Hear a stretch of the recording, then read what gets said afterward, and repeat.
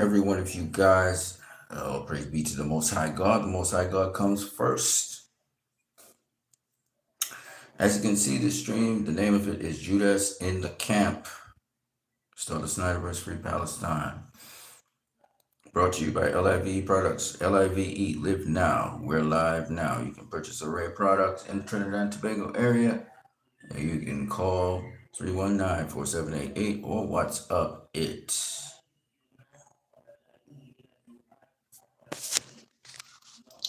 Let's get into this really quickly.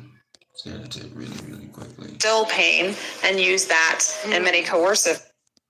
We're going to talk about Judas in the Camp first before we do anything else. As you already know, you know what the box office of Superman was. And I just want to expose this two-faced liar here, Sean O'Connell, who is a Judas in the Camp. So Screen Time says Superman versus Man of Steel, which movie is better? And Moonlight Warrior said there's nothing that Man of Steel does better than Superman. Which clearly is false, right? We already know, one, the movie made more money, sold more tickets than Superman. Two, categorically, the movie is a better movie than the Superman movie 2025 in many people's minds. It's a consensus out there, Man of Steel is still the best Superman movie out there. However, guts and shills and WB execs and WB spokespeople will tell you Superman 2025 is the best movie ever and blah, blah, blah, blah, blah. And they just go on and on and on telling you lies. They lied about the box office being higher than Man of Steel even. So let's get to the facts of the matter. Mr. Sean O'Connell, on hearing the response from Moonlight Warrior, he says, incorrect. Henry Cavill's Superman is much better at snapping necks and watching his father perish in a tornado. This is the guy who hosted Full Circle with Zack Snyder. This is the guy that supposedly wrote this whole thing on how the Snyder Cut was released. And this is the kind of language he uses. He infiltrates our fan base. He gets the money and what he wants out of it. And then he turns around and says this.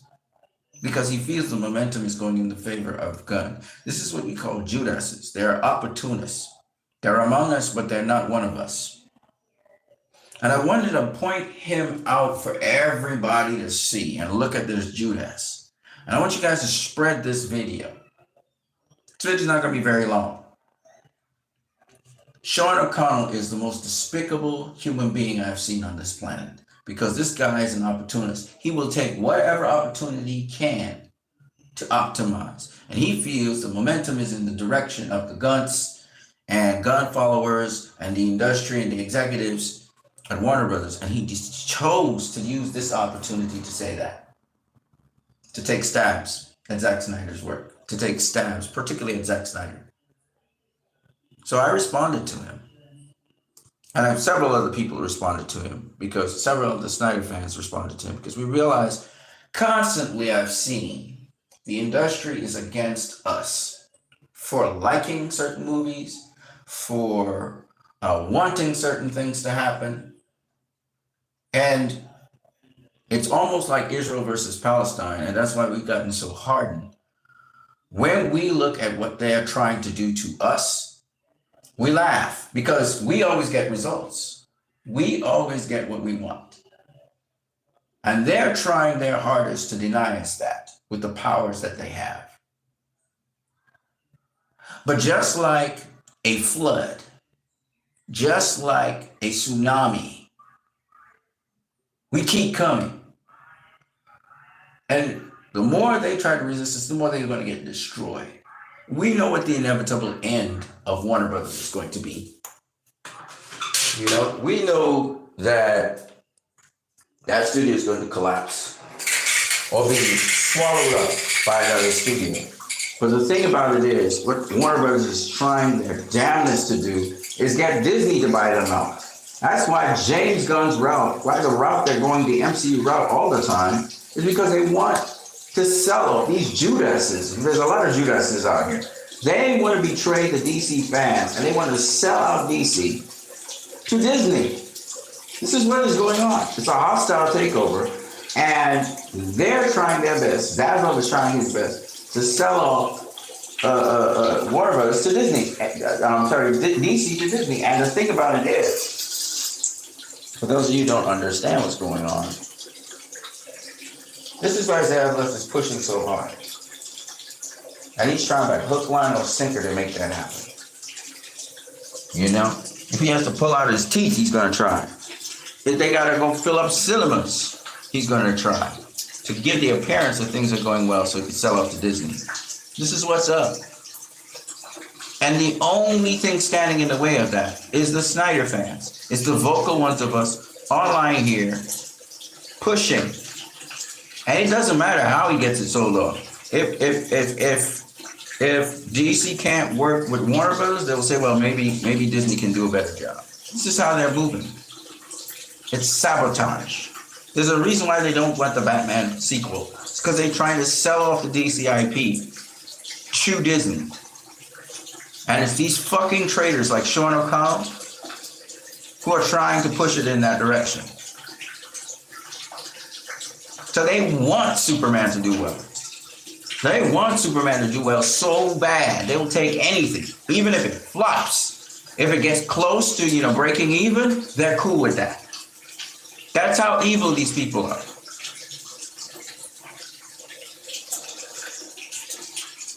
So why is this so important? Why am I highlighting this? I said, well, we know you're a two-faced liar, but now we got the receipts. So glad you once again fully exposed for all to see. When Superman flops, I will enjoy watching you try to two-face your way into trying to get favor with the movement again. Restore the Snyderverse. Ultra biased Snyder fan says, Sean, not a lot of people know this, but Ray Fisher caught you screenshotting his DMs with you. DMs where he opened up to you about his situation with W.B. Whedon. After he trusted you because you pretended to be a Snyder fan. Then you started putting out Joss Whedon's PR articles. So this is one of the most despicable people you'll find in the business, and there are a lot of despicable people in the business, two-faced people, and Sean O'Connell's one of them. And y'all need to stop watching his channel, stop giving him any kind of oxygen. After this, y'all need to just depart from him. Also, I know you guys say, well, it's closed and all of that. But I need you guys to do this for me. I need you guys to stop talking about James Gunn's stuff and his movies. Stop talking about it. Just leave it. Let it die its slow death. It's going to die. Don't engage with anybody anymore. It's not worth your time. It's not worth your efforts. Focus in on Restore the Snyderverse. Focus in on what your love is. Don't be distracted by anything else. Focus in on that. Okay? And you just stay focused on that. I noticed still to this day, posts that I do on Restore the Snyderverse continuously get these gunts coming to it and responding. These bots and Casey Bloys's bots and stuff.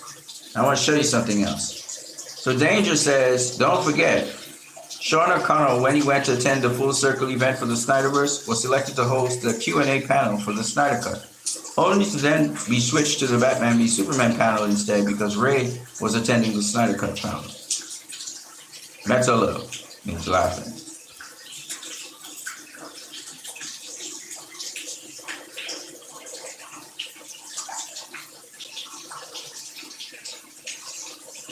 Okay, so like I said, don't give any oxygen to these people. And I think a lot of people know that. The time to push hard for free Palestine is now. Put your foot on the gas, do not hold back. This is my message to each and every one of you. Whatever you're doing, double your efforts on it. Because we're coming close to the end. Israel cannot sustain. There's a lot of people who cannot go back into Gaza because they have PTSD, they have other mental disorders, because they keep on going back to the same places, keep on doing the same activities. The Palestinian Hamas keeps on rebuilding things back, keep on putting back ambushes. Their friends keep on getting killed. Just like how the Iraq War, the Afghanistan War, the Vietnam, wore down the soldiers that were going there that didn't even know the reason why they were fighting these fights. Similarly with Gaza. Hamas is that line of defense that still continuously frustrates the Israelis, continuously has them getting mentally worn out. And there are people who say, I can't go back in there, and they're telling them they have to go back in there, and they're losing their minds. People are committing suicide, people are getting thrown in prison. There's a huge amount of reservists now that don't want to go back in there, guys who don't want to fly runs. That's why you're not seeing so much bombings anymore. There are people using drones, they're using drone technology, mercenaries, and hired hands from outside of Israel now to try and continue this genocide in Gaza and also across the West Bank. Even supporters of the PLA, even the PLA administration is trying to help Israel purge their own fucking people from Palestine. So I'm letting you guys know, put your foot on the gas, keep pushing hard, no matter what. If there are casualties among us, no problem. Just keep on speaking about Palestine, keep on speaking about Gaza. There's a tipping point, and we're almost there, where everything's just going to tip over like a flood, and it's going to be over fast. And Israel's going to collapse. And as much as the United States is trying to keep Israel afloat, there's only so much they can do. Just like how Russia couldn't sustain Syria when the flood came, so America cannot sustain Israel when the flood comes. And America is too far away. And Netanyahu keeps on coming to America for aid. You know, keeps going to Europe, keeps going to NATO, all these places for aid. But we just have to keep the heat on them, and it's going to collapse. The whole country is going to collapse. The IDF is going to collapse. Death to the IDF! Death to the IDF! Yes. Terrorist organization is going to collapse. And all of these things will be disbanded. Now, let me just say, everything's not going to be old hokey-dory once Israel collapses. Listen, all those agencies, all those infrastructure, all those terrorist organizations, all those apartheid regimes and people who lead it, they're going to disband. They're going to try and run away to different parts of the world. But they're going to wreak havoc in different parts of the world. That's what they do. So you're going to have a lot of incidents in Africa, and people are going to have African countries and African nations. You need to bolster yourself for that. They'll try and infiltrate whatever country they can infiltrate, whether it's China, India, Afghanistan, Azerbaijan. They're going to try and infiltrate countries and set their foothold there. You can see there's a lot of exodus. There's almost 1 million Israelis have already migrated to Cyprus, and they've invaded Cyprus pretty much. And they're trying to dominate there and buy out land and frustrate the people there. So you guys need to put your foot on the gas. This country is not sustainable. It's going to collapse, just like the Nazis. And then they'll be running all around the world. But when they disband, you have to understand something. When they disband, they're still around. The Nazis are still around. That's why they're Nazism still. And these Zionists are still around. So you have to, even if you clear them out, and even if they are separated from one concentrated space, it only means they're going to try and terrorize the world where they can. So you have to be able to put contingency plans in place for that, to deal with that. Do not welcome them on your shores. Make sure they don't come into your country. If they have an Israeli passport, you either arrest them on entry or you put them back on a plane and send them back to Israel. Even though Israel doesn't exist, send them back there. All right? You have to start putting your foot down. I know people in different countries of the world are saying, hey, you're not welcome here. You need to make them feel unwelcome everywhere they go. Everywhere they go. Okay? So that's my say. Double down, triple down. You got the numbers. In the United States of America, where ICE is playing the ass, and the FBI and the CIA, all these organizations, they're just showing their hand. They're showing they're not for the people. And also the government, you rise up against them. You have ways and means and methodologies to resist them. And if the law doesn't want to enforce what it's supposed to enforce, then it's up to you as citizens to start coming in your numbers, arming yourselves, and execute injustice as it's necessary, state by state, county by county, place by place. Okay? So you have to stand up. Thank God America is a place where you have the right to bear arms. And you may have to have another revolution, but I'm telling you right now, you need to go at these guys. They need to know you put them in power. You're the one that makes them powerful. You need to let them know that with uncertain terms. Protest is one way of going. Stop working and just protest. But you need more of you to do this. You need to influence more people around you to get them to realize the real picture and stand your ground. Stand up to these people because you can. And now is the time to do it. And you have to do it. You don't have a choice. Same thing in my country. I'm going to have to do that. I'm hearing people on the radio starting to talk about these things, but it's not enough. Talk is cheap. You have to take action. And it's the grassroots people who have to stand up and say enough is enough and take back their country. I'm going to see you guys later. I am Christ. I am disciple. You guys have a good one.